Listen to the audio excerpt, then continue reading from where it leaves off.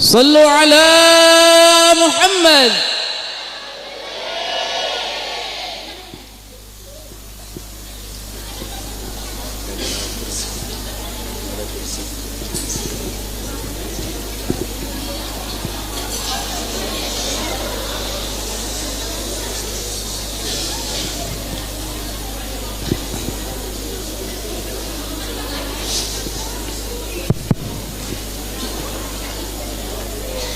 Assalamualaikum warahmatullahi wabarakatuh.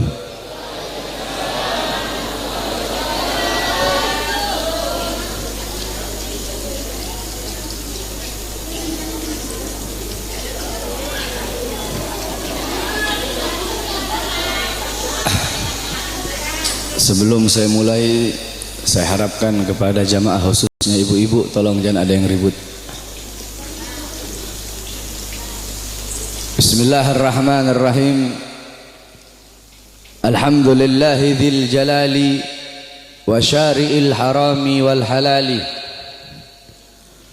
Allahumma salli ala nuril anwar wa sirril asrar wa tiryakil aghyar wa miftah babil yasar sayyidina wa maulana Muhammadinil mukhdar wa alihil athhar wa ashabihil akhyar adada ni'amillahi wa ifdalih, amma ba'd. Yang saya cintai, yang saya muliakan, para alim ulama, para kiai, para asatid, para tokoh masyarakat, wabil khusus ketua DKM masjid, imam masjid, pengajar-pengajar di masjid, ketua panitia peringatan Maulid Nabi besar Muhammad beserta seluruh panitia, para tokoh masyarakat, para aparat pemerintah beserta seluruh hadirin dan hadirat, bapak-bapak, ibu-ibu, pemuda-pemudi umat baginda Nabi besar Muhammad sallallahu alaihi wasallam. Alhamdulillah, segala puji dan syukur kehadirat Allah Subhanahu wa taala. Karena Allah Subhanahu wa taala telah memberikan kepada kita nikmat yang sangat besar.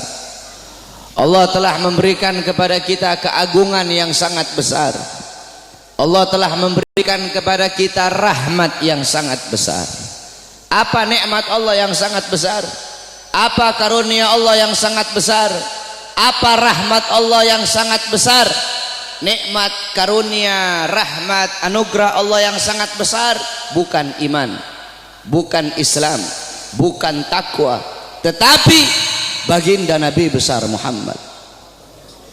Karena berkat Nabi Muhammad, saya dan kalian mengenal iman, mengenal Islam, mengenal takwa, mengenal salat, mengenal syariat. Sebagaimana yang Allah katakan dalam Al-Quran, Qul bifadlillah wa birahmati fabidzalika falyafrahu. Katakanlah, dengan karunia Allah dan dengan rahmat Allah, maka dengan karunia dan rahmat tersebut falyafrahu, bergembiralah kalian.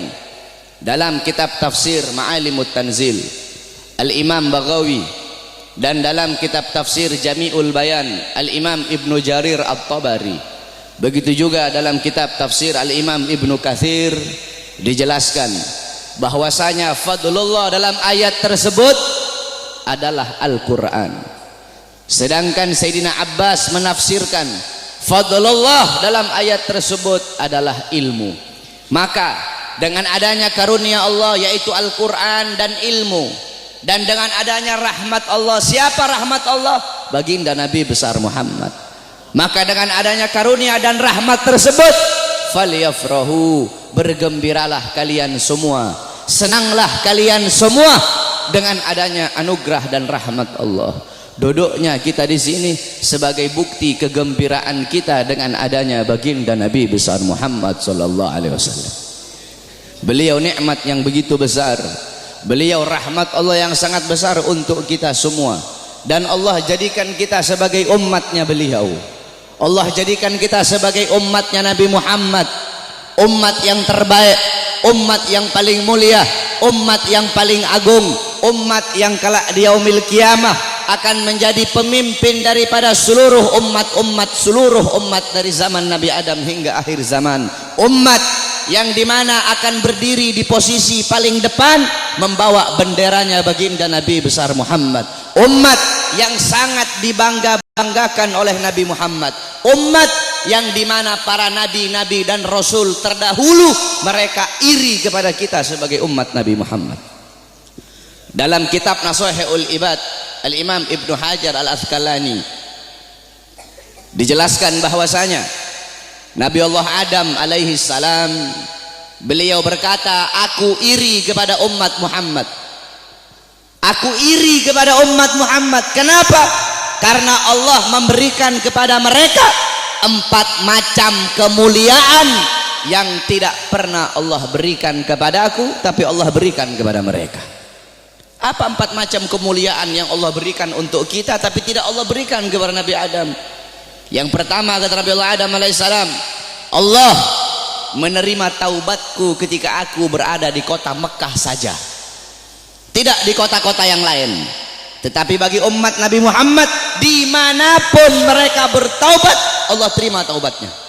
Ketahui saudara-saudara, Nabi Allah Adam ketika Allah keluarkan dari sorga, itu Allah turunkan di India, di bawah kaki gunung Himalaya. Siti Hawa Allah turunkan di Jeddah, Iblis Allah turunkan di Basrah. Selama 450 tahun Nabi Adam bertaubat, taubat beliau belum diterima oleh Allah Subhanahu wa taala. Ketika beliau berada di kota Mekah, baru taubat beliau diterima. Itu pun karena beliau membawa namanya baginda Nabi besar Muhammad. Beliau berdoa, ya Rabb bihaqqi Muhammad, ya Allah, demi hak Muhammad, demi kehormatan Muhammad, kemuliaan Muhammad, keagungan Muhammad, terima taubatku ya Allah. Wa qala Allah ya Adam, kaifa arafta Muhammad wa lam ahlagahu? Wahai Adam, dari mana kau mengetahui wujud Muhammad sedangkan aku belum ciptakan wujudnya Muhammad? Qala Adam, ya Rabb, innaka lama khalaqtani rafa'tu ra'si wa ra'aitu ala qawaimil arsy maktub la ilaha illallah Muhammadur Rasulullah. Ya Allah, ketika kau tiupkan ruh, aku angkat kepalaku ke atas dan aku lihat di tiang-tiang arsy, di tiang-tiang sorga tertulis la ilaha illallah Muhammadur Rasulullah. Dari situ aku tahu bahwasanya Muhammad bukan manusia biasa. Sebab tidak mungkin engkau akan meletakkan nama makhluk di samping namamu, kecuali pasti makhluk itu makhluk yang paling kau cintai ya Allah. Makanya aku bawa nama Muhammad dalam pertaubatanku kepadamu dengan harapan agar engkau menerima taubatku. Apa kata Allah? Sadaqta ya Adam, betul apa yang kau katakan itu wahai Adam. Kalau engkau bermohon kepadaku dengan membawa nama Muhammad, ketahuilah telah aku ampuni dosamu wahai Adam. Walaula Muhammad ma khalaqtuka ya Adam, dan kalau bukan karena Muhammad tidak akan aku ciptakan engkau wahai Adam.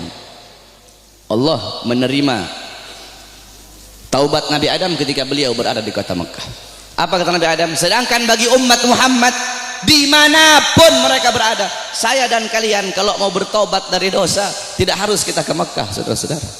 Kita bertobat dimanapun tempatnya.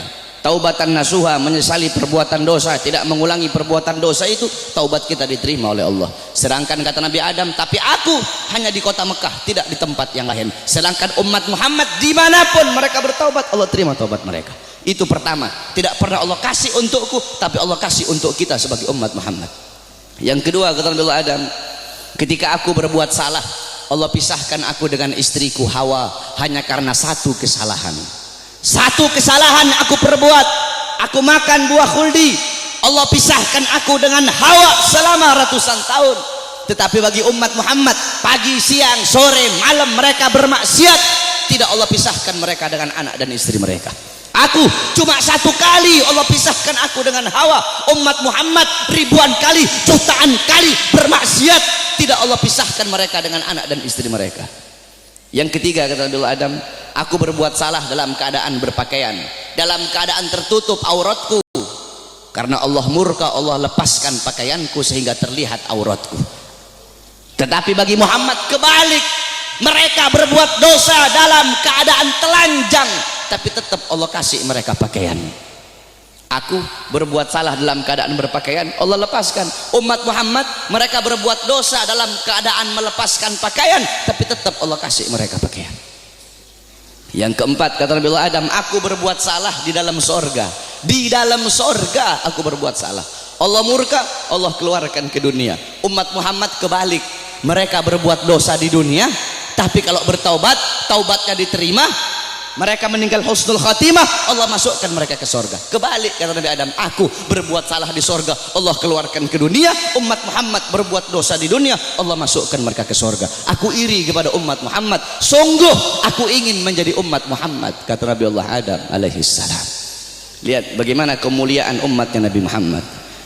Nabi Musa alaihissalam ketika beliau naik ke Tur Sina, naik ke Bukit Sina, beliau berdoa, ya Allah, aku ingin melihat cahayamu, aku ingin melihat zatmu, aku ingin melihat wajahmu ya Allah. Apa kata Allah? Wahai Musa, kau tidak akan sanggup, kau tidak akan kuat untuk melihat cahayaku wahai Musa. Ketahuilah, antara diriku dengan hamba-hambaku ditutupi dengan 70.000 hijab, 70.000 penghalang yang menutupi antara diriku dengan hamba-hambaku. Al-Imam Ghazali menjelaskan, penghalang Allah itu Allah ciptakan dari cahaya, dari air, dan dari kegelapan. Di dalam penghalang Allah ada suara gemuruh air, ada suara air yang sedang mengalir. Itu dalam penghalang Allah.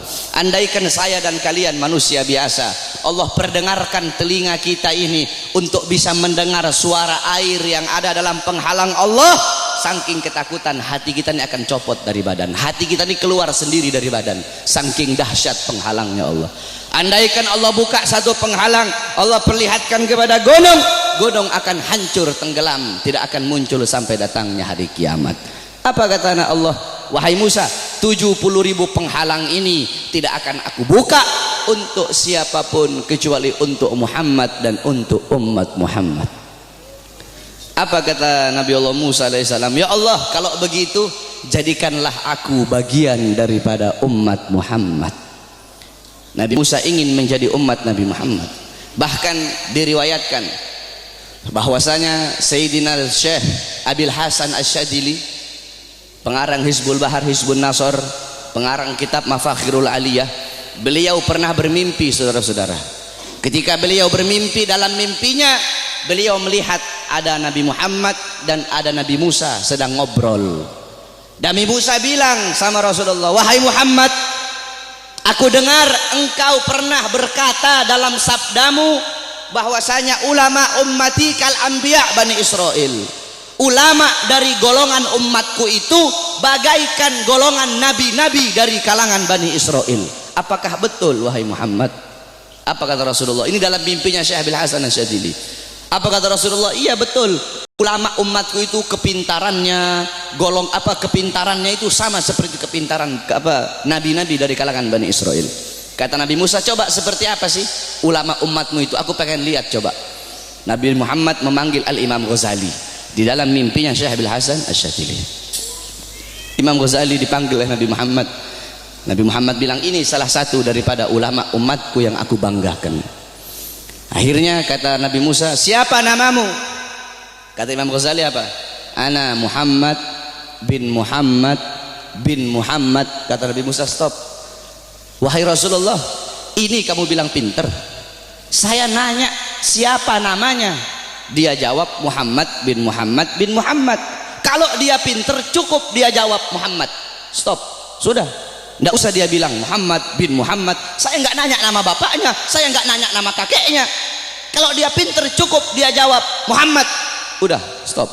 Atau Muhammad Al-Ghazali dalam kitab Tabaqat Syafi'iyah, Al-Imam Ghazali. Ghazali itu adalah nisbat nama tempat kelahiran beliau. Tetapi ada juga ulama yang mengatakan Ghazali itu nisbat kepada pekerjaan keluarga beliau, yaitu tukang tenun, tukang sol. Nah, kata Nabi Musa, kalau kamu pinter cukup kamu jawab Muhammad, tidak usah kamu bilang Muhammad bin Muhammad bin Muhammad, kepanjangan.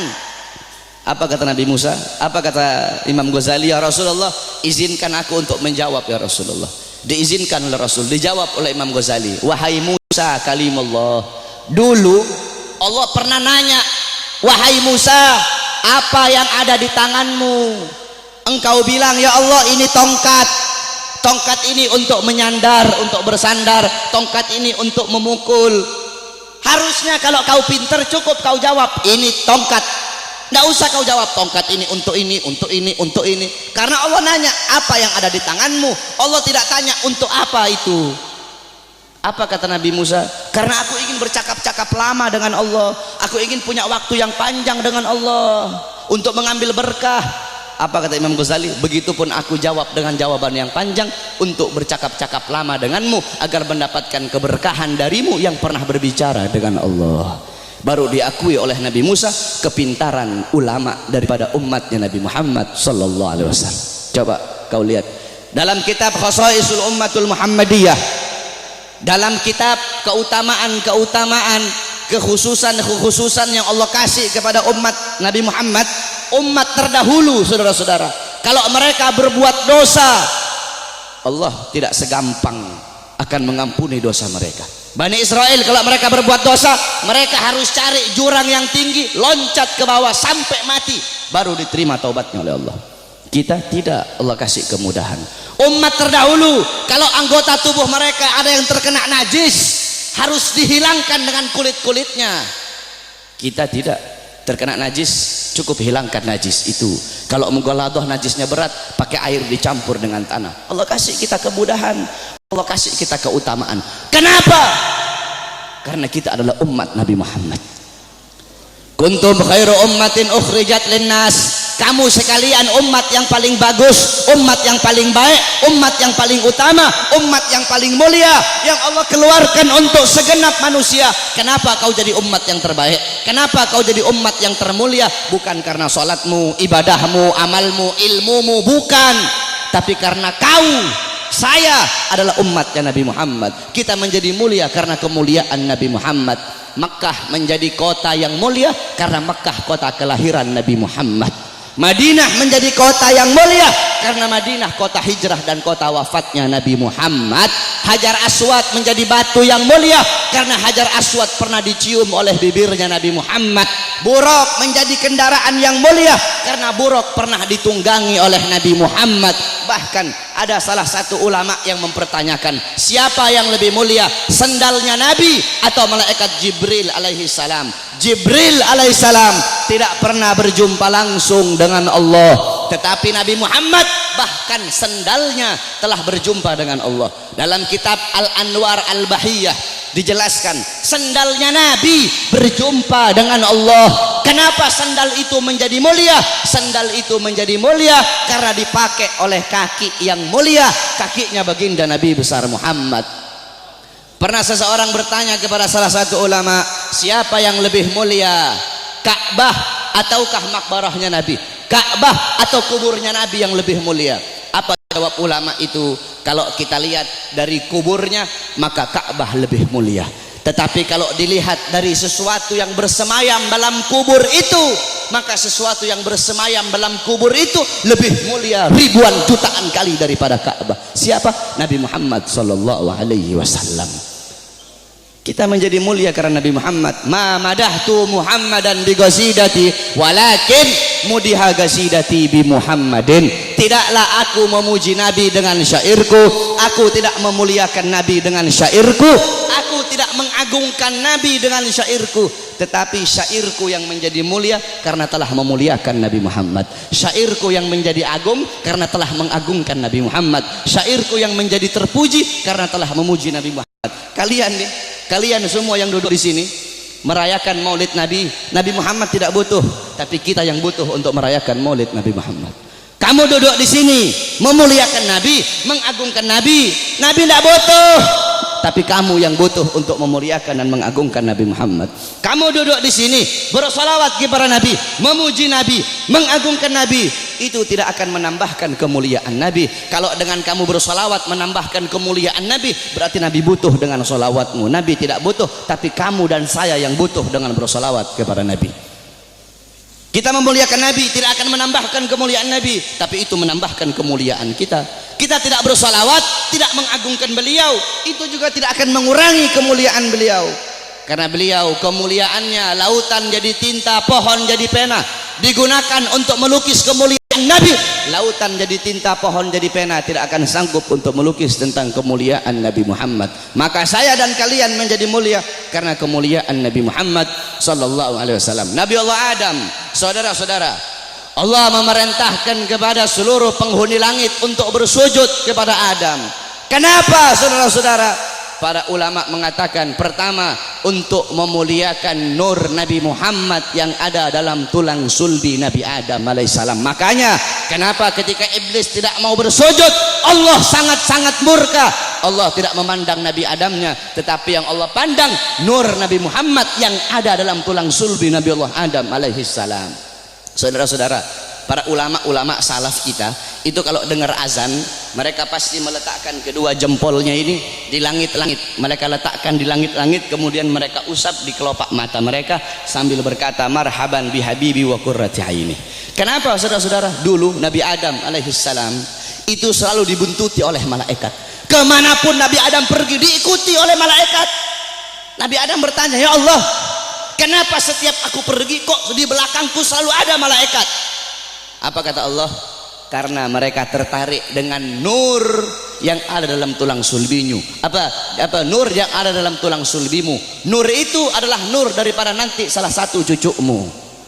Kemudian apa kata Nabi Adam? Ya Allah, kalau begitu tolong pindahkan nur ini ke hadapanku ya Allah. Dipindahkan nur Nabi Muhammad di hadapan Nabi Allah Adam alaihissalam. Ketika dihadapkan di hadapan Nabi Allah Adam, malaikat yang di belakang semua berdiri di depan Nabi Allah Adam alaihissalam. Nabi Adam ini penasaran seperti apa bentuknya ini nur sampai malaikat begitu tertarik. Apa kata Nabi Allah Adam? Ya Allah, kalau begitu tolong pindahkan nur ini di kedua kukuku agar aku bisa melihat seperti apa nur itu. Ditaruh nur Nabi Muhammad di kukunya Nabi Allah Adam. Ketika Nabi Allah Adam melihat keindahan nurnya Nabi Muhammad, Nabi Allah Adam berkata, marhaban bihabibi wa qurrati aini. Baru beliau usapkan. Lihat bagaimana Allah Subhanahu wa taala memuliakan Nabi Allah Adam, karena dalam tulang sulbinya terdapat nur baginda Nabi besar Muhammad sallallahu alaihi wasallam. Allah menyelamatkan Nabi Allah Nuh. Allah selamatkan Nabi Allah Nuh dari banjir yang besar, dari musibah yang besar. Kenapa? Karena dalam tulang sulbi Nabi Allah Nuh terdapat nur baginda Nabi besar Muhammad. Allah selamatkan Nabi Allah Ibrahim alaihissalam dari api Namrud. Kenapa? Karena dalam tulang sulbi Nabi Allah Ibrahim terdapat nur baginda Nabi besar Muhammad. Allah menyelamatkan Nabi Allah Ismail ketika akan disembelih, Allah rubah menjadi seekor domba. Allah selamatkan Nabi Allah Ismail. Kenapa? Karena dalam tulang sulbi Nabi Allah Ismail terdapat nur baginda Nabi besar Muhammad. Dan saya dan kalian nanti di akhirat akan diselamatkan. Kenapa? Karena saya dan kalian umat Nabi Muhammad sallallahu alaihi wasallam. Oleh karena itu, saudara-saudara, bagi kami para habaib, Maulid bukan hari raya, tapi bagi kami Maulid lebih mulia dan lebih agung daripada hari raya. Di tempat saya, bapak-bapak, di Sulawesi itu kami santri-santrinya guru tua. Guru tua itu Al-Imam Al-Habib Idrus bin Salim Al-Jufri. Kami itu ketika datang bulan Maulid, semua rumah kami cat baru. Datang bulan Maulid, semua rumah kami cat baru, kampung kami hias, jalan kami baguskan. Hanya di bulan Maulid, tidak di bulan yang lain. Hari raya, rumah kami tidak cat baru. 17 Agustus, rumah kami tidak cat baru. Maulid, rumah kami cat baru. Kenapa? Karena bagi kami Maulid adalah hari yang paling mulia di muka buminya Allah Subhanahu wa taala. Kenapa bisa seperti itu? Dalam kitab Tuhfa, dalam kitab Hawashi Syarwani ala Tuhfal Muhtaj. Hawashi Syarwani itu kitabnya Al-Imam Syarwani.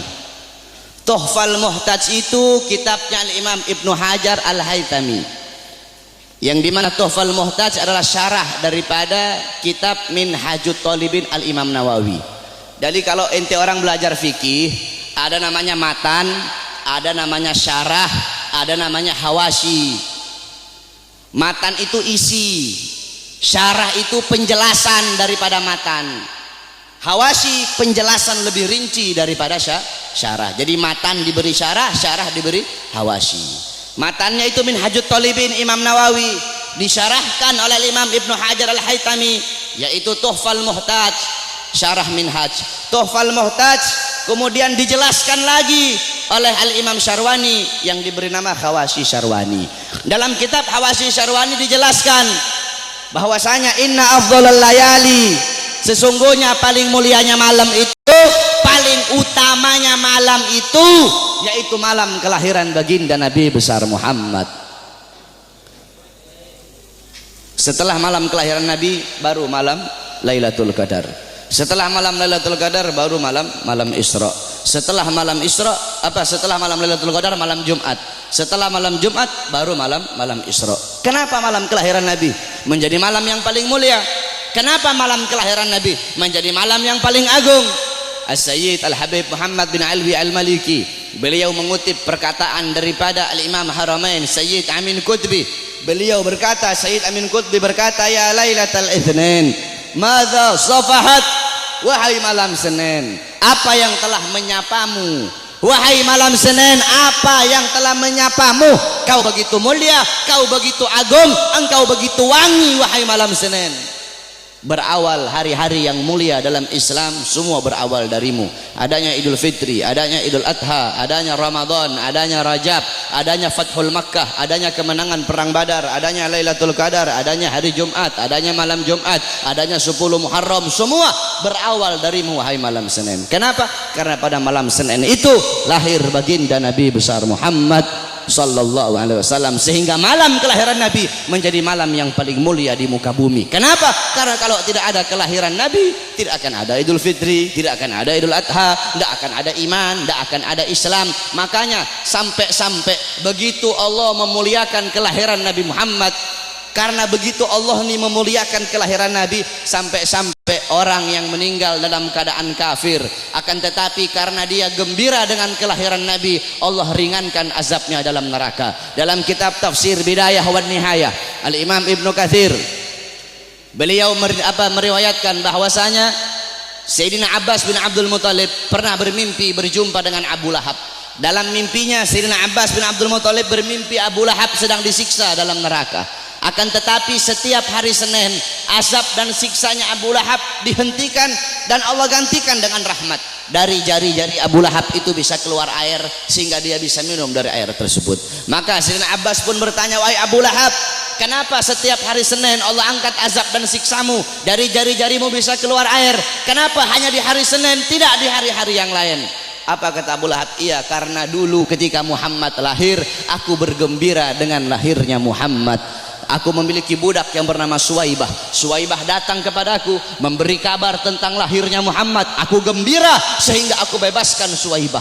Aku bebaskan dia dari budak. Nah, karena aku membebaskan Suwaibah, karena kegembiraanku dengan lahirnya Muhammad, karena aku gembira sesaat dengan lahirnya Muhammad, maka dari itu setiap hari Senin Allah angkat azab dan siksaku. Itu Abu Lahab. Setiap hari Senin Allah angkat azab dan siksanya hanya karena bergembira sesaat dengan lahirnya Al-Mustafa. Maka bagaimana dengan saya dan kalian kalau kita bergembira seumur hidup kita dengan lahirnya baginda Nabi besar Muhammad? Oleh karena itu saudara-saudara, kita duduk di sini memuliakan kelahiran Nabi, mengagungkan kelahiran Nabi.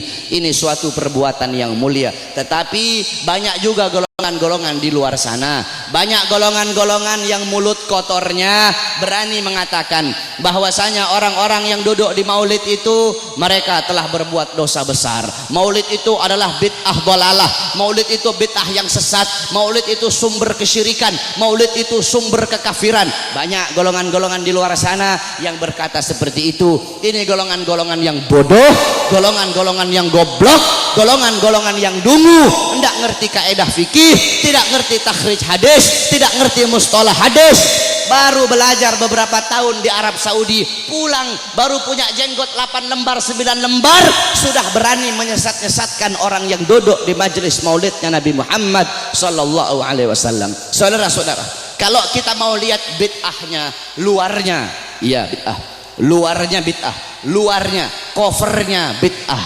covernya ini sesuatu yang baru, tetapi intisari, lubabnya, intisari yang ada dalam peringatan maulid ini bukanlah sesuatu yang bid'ah. Tadi di maulid tadi dibacakan Quran. Apakah membaca Quran sesuatu yang bid'ah? Kau duduk di sini, kita saling makan sama-sama. Nanti selesai acara makan bareng-bareng. Dalam kitab dijelaskan Nabi Allah Ibrahim menjadi Khalilullah. Nabi Ibrahim itu jadi kekasih Allah karena 3 sebab. Pertama, Nabi Ibrahim lebih memilih perintah Allah daripada perintah selain Allah. Yang kedua, Nabi Ibrahim tidak pernah makan sendiri. Nabi Ibrahim itu kalau makan pasti bareng-bareng, pasti sama-sama. Kalau beliau cuma sendiri, beliau rela jalan kaki berkilo-kilo hanya untuk cari teman untuk makan sama-sama. Kita duduk di sini mengikuti sunnah Nabi Allah Ibrahim. Nabi Muhammad juga makannya selalu bersama-sama. Apakah ini sesuatu yang bid'ah? Tidak. Kita duduk di sini saling menyebarkan salam. Apakah menyebarkan salam sesuatu yang bid'ah?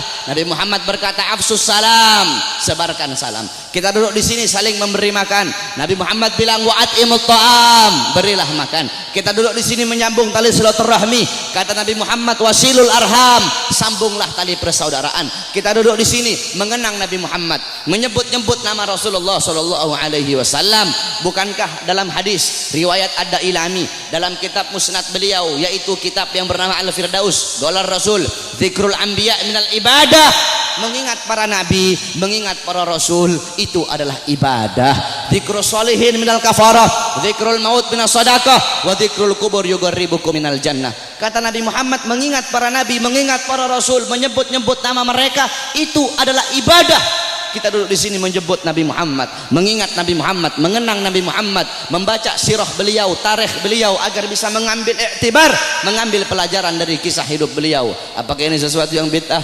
Tidak. Kita duduk di sini bersolawat kepada Nabi Muhammad. Bukankah Allah berkata, innallaha wa malaikatahu yusholluna 'alan nabi ya ayyuhalladzina amanu shollu 'alaihi wa sallimu taslima. Apakah salawat sesuatu yang bid'ah? Tidak. Kita duduk di sini menuntut ilmu. Saya dan kalian duduk di sini untuk menuntut ilmunya Allah. Menuntut ilmu fardhatun.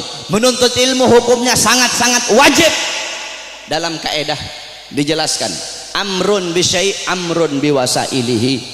Perintah terhadap sesuatu, maka perintah juga terhadap sarana atau prasyarat bagi orang-orang untuk melakukan sesuatu yang diperintahkan tersebut. Kalau seumpama naik ke atas ini wajib, maka yang mendorong kita untuk naik ke atas itu pun hukumnya wajib. Naik ke atas hukumnya wajib. Yang dorong ente naik ke atas apa?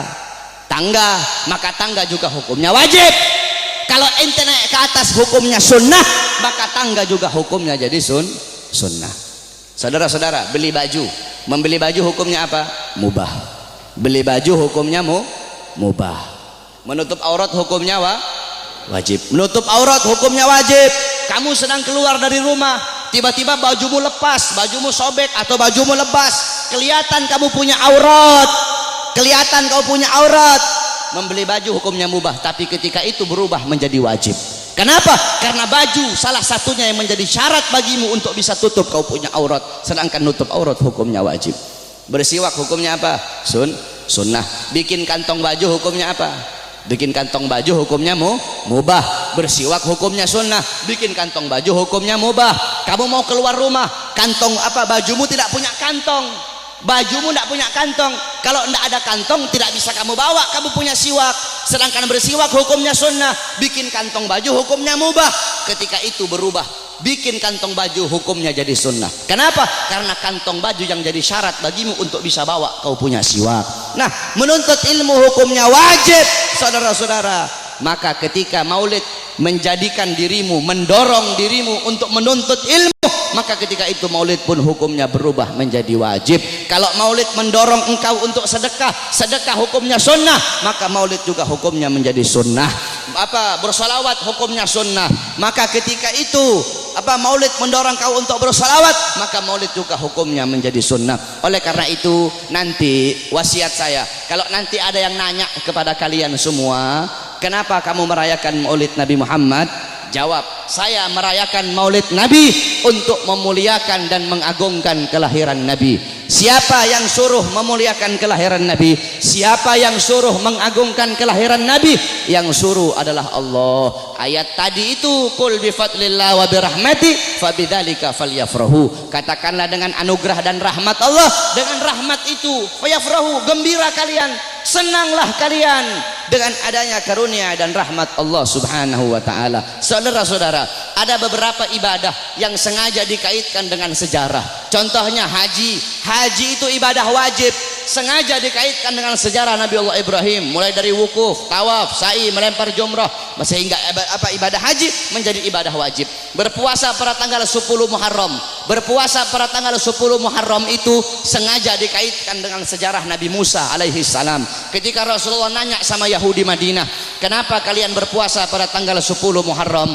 Kata Yahudi Madinah, karena kami bersyukur atas selamatnya Nabi Musa dari kejaran tentara Fir'aun. Apa kata Rasulullah? Nahnu ahaqqu bi Musa minkum, kami lebih berhak atas Musa daripada kalian. Rasul pun memerintahkan para sahabat untuk berpuasa pada tanggal 10 Muharram, sehingga berpuasa pada 10 Muharram menjadi ibadah sunnah.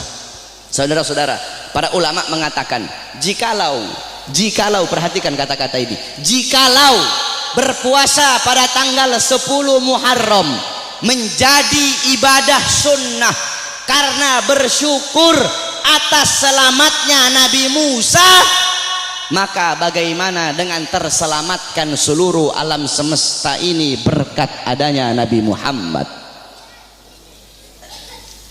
Selamat Nabi Musa, kalian bersyukur dengan berpuasa di tanggal 10 Muharram, maka bagaimana dengan terselamatkan seluruh alam semesta berkat Nabi Muhammad sallallahu alaihi wasallam. Saudara-saudara, kita ini udah telat, saya dan kalian udah telat, saudara-saudara.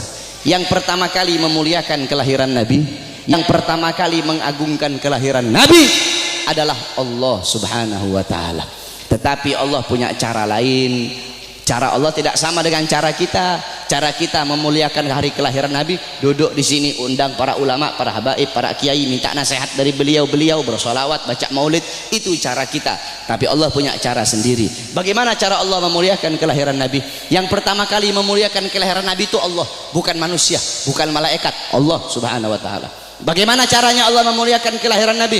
Dalam kitab Qisasul Anbiya dijelaskan, kita semua tahu Nabi Muhammad lahir pada hari Senin, pada tanggal 12 Rabiul Awal, pada tahun gajah, amal fil. Wa summiya ama wiladati amal fil, dinamakan tahun kelahiran beliau itu tahun gajah.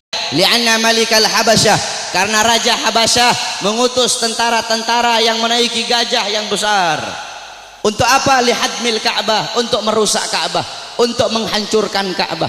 Tapi Allah punya rencana lain. Allah mengutus burung ababil dari neraka Sijil. Satu ekor burung bawa 2 buah batu, 3 buah batu. 1 batu di mulutnya, 2 batu ditaruh di kakinya. Dengan izin Allah itu burung terbang. Allah perintahkan untuk melemparkan itu batu di atas kepala tentara gajah. Ketika itu batu jatuh di atas kepala tentara gajah, tembus sampai ke kaki. Saudara-saudara, Allah hancurkan pasukan gajah. Kenapa Allah hancurkan pasukan gajah? Ikraman, untuk memuliakan dan mengagungkan kelahiran baginda Nabi besar Muhammad sallallahu alaihi wasallam. Padahal bagi Allah tidak mustahil kalau Allah mau hancurkan pasukan gajah sebelum mereka nyerang, bisa Allah hancurkan. Tapi kenapa Allah hancurkan ketika mereka menyerang Ka'bah? Untuk memuliakan kelahiran dan keagungan, untuk mengagungkan kelahiran baginda Nabi besar Muhammad. Siapa saudara-saudara yang merobohkan istana Romawi? Ketika Nabi Muhammad lahir, istana Romawi roboh. Siapa yang robohkan? Allah. Kenapa Allah robohkan istana Romawi di hari lahirnya Nabi? Padahal tidak mustahil kalau Allah mau robohkan sebelum Nabi Muhammad lahir, bisa. Bisa bagi Allah. Allah merobohkan sebelum Nabi Muhammad lahir, bisa. Tapi kenapa Allah robohkan di hari lahirnya Nabi? Ikraman, untuk memuliakan dan mengagungkan kelahiran baginda Nabi besar Muhammad. Siapa yang memadamkan api Majusi, api yang selama ribuan tahun tidak pernah padam? Nabi Muhammad lahir, api Majusi menjadi padam. Siapa yang memadamkan? Allah. Kenapa Allah padamkan api Majusi di hari lahirnya Nabi? Kok tidak di hari-hari sebelumnya? Padahal tidak mustahil bagi Allah untuk memadamkan api Majusi sebelum Nabi Muhammad lahir, bisa. Tapi kenapa di lahirnya hari Nabi Muhammad? Ikraman, untuk memuliakan dan mengagungkan kelahiran Nabi Muhammad. Oleh karena itu Allah saja memuliakan kelahiran Nabi, Allah saja mengagungkan kelahiran Nabi. Maka kita siapa kok tidak memuliakan dan tidak mengagungkan kelahiran baginda Nabi besar Muhammad sallallahu alaihi wasallam. Oleh karena itu saudara-saudara, cintai beliau, jadikan beliau sebagai teladanmu, jadikan beliau sebagai pedomanmu, jadikan beliau sebagai idolamu. Nabi Muhammad mencintai kalian, Nabi Muhammad sangat cinta kepada kalian, sampai-sampai kata Sayyidina Ali, karramallahu wajha, inna Rasulillah fi akhir nafsi harakat syafataihi marratain fa'algaitu sam'i fasami'tuhu yaqul ummati ummati faqubida Rasulillah sallallahu alaihi wasallam wa qala law kanatid dunya tadumu li wahidin la kana Rasulillah fiha mukhallada. Apa kata Sayyidina Ali pada saat detik-detik terakhir nafasnya Nabi Muhammad? Aku melihat beliau menggerakkan bibirnya dengan 2 kali gerakan. Aku dekatkan telingaku, aku mendengar beliau berkata ummati ummati faqubida Rasul, dan meninggal Nabi Muhammad. Apa kata Sayyidina Ali? Lau kanatid dunya tadumu li wahidin la kana Rasulullah fiha mukhallada. Andaikan bisa satu wujud hidup abadi di muka bumi, yang paling pantas itu cuma Nabi Muhammad. Saking mulianya Nabi besar Muhammad sallallahu alaihi wasallam. Nabi Muhammad mengorbankan nyawanya, mengorbankan jiwanya untuk siapa? Untuk kalian sebagai umat. Nabi Muhammad beliau pipi beliau tertusuk tulang sampai tembus ke sebelah. Demi siapa? Demi kalian sebagai umat. Nabi Muhammad gigi gerahamnya patah, gigi gerahamnya Nabi patah. Demi siapa? Demi kalian sebagai umat. Sampai-sampai Uwais Al-Qarni yang berada di Yaman, Uwais Al-Qarni tidak pernah berjumpa dengan Nabi, tapi ketika Uwais Al-Qarni mendengar Nabi Muhammad gigi gerahamnya patah, Uwais Al-Qarni ambil benda tumpul, dia pukulkan di pipinya agar gigi-gigi gerahamnya patah. Kenapa? Dia ingin merasakan apa yang dirasakan oleh Nabi Muhammad SAW. Nabi Muhammad mukanya dilempar dengan kotoran onta, dilempar batu sampai dahinya berdarah. Ketika dahi beliau berdarah, beliau tampung darah itu agar tidak jatuh di atas tanah. Kenapa? Karena kalau darah beliau jatuh di atas tanah, Allah akan tenggelamkan orang-orang yang melempari beliau. Apa kata beliau? Mereka adalah umatku, mereka belum diberi hidayah oleh Allah Subhanahu wa taala. Nabi Muhammad berjuang untuk siapa? Untuk kalian semua sebagai umat. Agar apa? Agar apa? Agar iman sampai. Agar apa? Agar Islam sampai. Agar apa? Agar masjid sampai. Agar apa? Agar ulama sampai. Agar apa? Agar kiai sampai kepada kalian, agar ilmu agama sampai, agar tauhid sampai, agar syariat sampai, agar seluruh ilmu-ilmu itu sampai kepada kalian. Tetapi setelah itu semua sampai, malah kalian sia-siakan. Setelah sholat sampai, malah kalian belakangi. Setelah takwa sampai, malah kalian campakkan. Setelah syariat sampai, malah kalian campakkan. Kalian mengambil budaya barat, kalian mengambil orang-orang barat sebagai teladan kalian, sebagai pedoman kalian, sebagai pedoman anak-anak kalian. Kalian tinggalkan Nabi Muhammad SAW. Mulutmu mengaku umat Nabi, saya umat Nabi, saya umat Islam, tapi kau tidak sholat. Saya umat Nabi, tapi masjidmu sepi. Saya umat Nabi, tapi kedua matamu memandang hal-hal yang haram. Saya umat Nabi, tapi kamu kencingnya berdiri. Saudara-saudara, Masjid Istiqlal loh, tahu Masjid Istiqlal? Itu bodoh DKM-nya itu. Kenapa bodoh? Karena mereka bikin tempat kencing berdiri, saudara-saudara. Masjid itu bikin tempat kencing duduk. Masjid bikin tempat kencing berdiri, udah kayak bandara aja ente. Dorong orang-orang untuk bikin sunnah, dorong orang-orang untuk melakukan sunnah. Ente ketua masjid, orang-orang yang ada di masjid bikin tempat kencingnya duduk. Adapun orang yang masuk ke dalam itu kencingnya berdiri atau duduk, urusan mereka. Yang penting kamu telah dorong mereka untuk mengikuti sunnah. Sufyan Ats-Tsauri, tahu Sufyan Ats-Tsauri? Ats-Tsaur itu banteng. Kenapa Sufyan Ats-Tsauri dipanggil banteng? Karena dia masuk ke masjid itu mendahulukan kaki kiri, sehingga terdengar suara ya Tsaur qaddimul yumna. Hei banteng, dahulukan kaki kananmu. Ditegur saudara-saudara. Engkau mengaku apa? Engkau mengaku umat Nabi, tapi kedua tanganmu tidak pernah memberi makan golongan-golongan yang dicintai oleh Nabi. Siapa golongan yang dicintai oleh Nabi? Anak yatim, fakir miskin, para janda-janda. Kau ngaku cinta Nabi, tapi kau tidak pedulikan mereka. Kau biarkan mereka dalam keadaan lapar, kau biarkan mereka dalam keadaan teraniaya, sedangkan mereka golongan yang sangat dicintai oleh Nabi Muhammad SAW. Engkau mengaku umat Nabi, tapi kau biarkan besok anak-anakmu merayakan Valentine. Engkau ngaku umat Nabi, tapi kalian para orang tua biarkan anak-anak gadis kalian membuka aurat. Saudara-saudara, makanya jangan heran bapak-bapak yang ada di sini, pasti rata-rata kebanyakan anak-anak kalian kalau cium tangan kepada kalian bukan di hidung, cium tangan kalian di pipi, cium tangan kalian di dahi, itu masih mending kena. Ada yang sampai nggak kena udah dilepas. Padahal harusnya seorang anak itu cium tangan di bawah hidung, bukan di atas hidung. Cium tangan di bawah hidung, kemudian dihirup udara tangan itu, tangan orang tua. Begitu cara anak-anak cium tangan. Tapi kenapa anak-anakmu cium tangan di pipi, anak-anakmu cium tangan di dahi? Karena kalian sebagai orang tua tidak pernah mendidik anak-anak kalian dengan didikannya Nabi Muhammad SAW. Jangan heran anak-anakmu melotot di hadapan kalian, anak-anak kalian membantah perintah kalian. Ada zaman sekarang anak bunuh bapak, anak bunuh ibu, anak masukkan ibunya dalam penjara. Jangan kau salahkan, kenapa kalian sebagai orang tua tidak pernah mendidik anak-anak kalian dengan didikan agama. Laisal mar'u yuladu aliman, tidak ada seseorang dilahirkan dalam keadaan alim, tidak ada. Saudara-saudara, kewajiban kalian sebagai orang tua untuk mendidik anak-anak kalian dengan didikan agama. Bapak-bapak zaman sekarang sibuk cari uang, sibuk cari harta, pagi siang sore malam keluyuran cari uang. Untuk apa? Untuk ngasih makan jasmani anak-anaknya. Untuk apa? Untuk memberi makan jasmani anak-anaknya. Tetapi lupa kalian beri makan jiwa, hati, dah apa? Jiwa anak-anak kalian, hati anak-anak kalian, ruh anak-anak kalian, lupa kalian kasih makan. Apa makanan hati bagi anak-anak kalian? Makanan hati bagi anak-anak kalian adalah ilmu hati. 3 hari tidak kena ilmu, hati itu mati. Maka tanyakan kepada diri kalian sebagai orang tua, telah berapa lama kalian menjadi sebab hati anak-anak kalian mati? Kenapa anakmu tidak kau masukkan pondok? Kenapa anakmu tidak kau masukkan pesantren? Kenapa anakmu tidak kau ajarkan Quran? Kenapa kau lebih pentingkan SD-nya, SMP-nya, SMA-nya? Bukan berarti tidak boleh sekolah SD, tidak boleh sekolah SMP, tidak boleh sekolah SMA. Tidak apa-apa sekolahkan anakmu SD, SMP, SMA. Tetapi agama jangan kau belakangi, Al-Qur'annya jangan kau belakangi. Kenapa anakmu tidak mondok? Aduh, saya lebih milih sekolah. Kalau nanti anak saya mondok, bagaimana masa depannya nanti? Orang tua goblok itu kalau ada yang seperti itu, saudara-saudara. Kalau anak saya mondok, anak saya jadi ustadz, anak saya jadi Quran, jadi ahli Quran, gimana masa depannya nanti? Gimana nasibnya? Orang tua goblok itu kalau ada yang seperti itu, saudara-saudara. Kau lihat zaman sekarang, SD, SMP, SD udah tahu mabok, SD udah tahu melacur, SD udah tahu zina.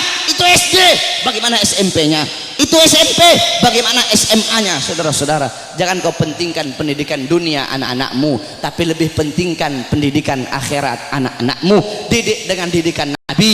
Adabani Rabbi fa ahsana ta'dibi. Allah yang mendidikku, Allah yang mengajariku, sehingga sebaik-baiknya pendidikan adalah pendidikanku. Nanti ini tanggal 13, besok tanggal 14, kau lihat yang paling banyak merayakan Valentine di jalan-jalan, saudara-saudara. Yang paling banyak merayakan Valentine bukan orang Kristen. Yang paling banyak merayakan Valentine bukan orang Buddha, bukan orang Hindu, bukan orang Katolik, bukan Yahudi, bukan Nasrani. Yang paling banyak merayakan Valentine di Indonesia adalah anak-anak kita, saudara-saudara, anak-anak Islam, putra-putri Islam, putra-putrimu yang paling banyak merayakan Valentine.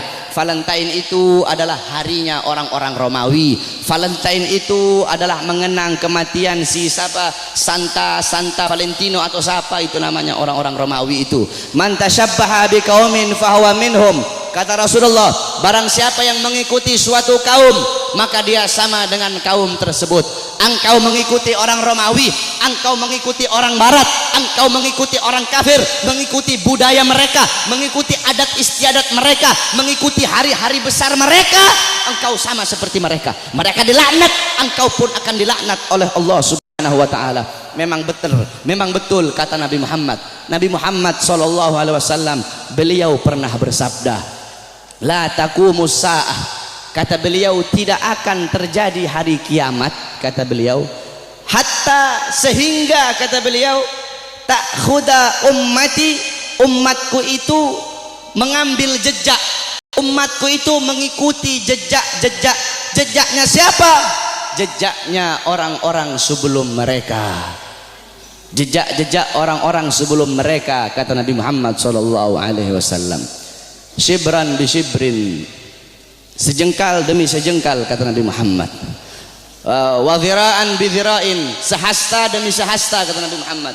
Fakila, kemudian ada di situ salah satu sahabat yang berkata, ya Rasulullah, maksudnya apa maksudnya kurun golongan-golongan sebelum mereka itu, apakah mereka Ya Rasulullah, kata salah satu sahabat, apakah orang Persia, Warum dan orang-orang Romawi?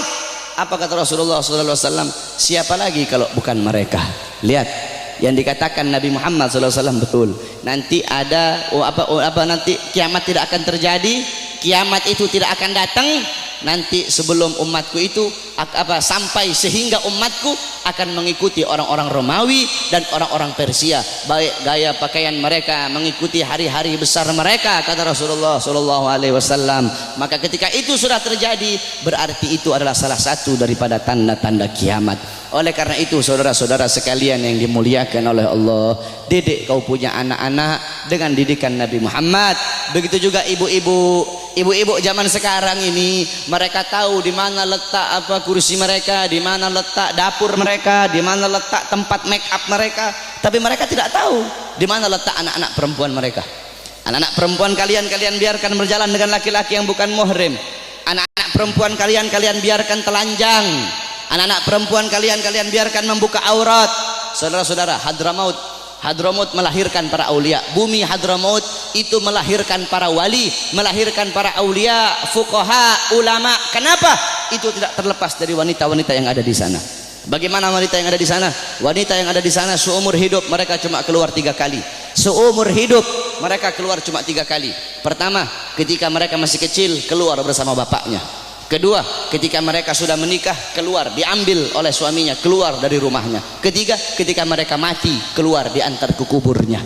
Itu seumur hidup 3 kali mereka keluar rumah. Makanya jangan heran kenapa wanita-wanita di sana melahirkan wali-wali, melahirkan orang-orang soleh, melahirkan wali songo yang datang bawa Islam ke Indonesia, berasal dari sana. Kenapa? Itu tidak terlepas dari kesolehan, ketaatan, kezuhudan wanita-wanita yang ada di sana. Oleh karena itu para wanita-wanita, para istri-istri, ibu-ibu, jadikan Sayyidatuna Fatimah, Sayyidatuna Khadijah, Sayyidatuna Aisyah, Ummu Salamah, Ummu Aiman, Ummu Sulaim, Siti Khansa, Siti Mutiyah, wanita-wanita di zaman Nabi, wanita-wanita mulia, jadikan beliau-beliau sebagai uswahmu, sebagai teladanmu, sebagai pedomanmu, agar kau bisa mendidik anak-anakmu dengan didikan Nabi Muhammad. Insya Allah dengan duduknya kita di sini, Allah kasih kita keberkahan, Allah kasih kita Allah kasih kita maghfirah, Allah kasih kita rahmat.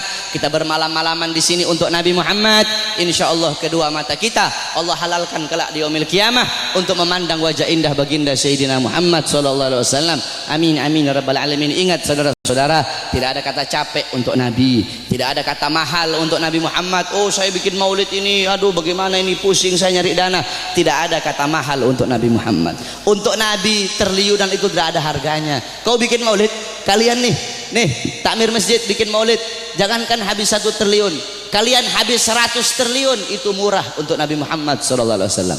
Tidak ada kata mahal untuk Nabi Muhammad. Saudara-saudara, Nabi Muhammad, Sayyidatuna Khadijah, semua hartanya habis.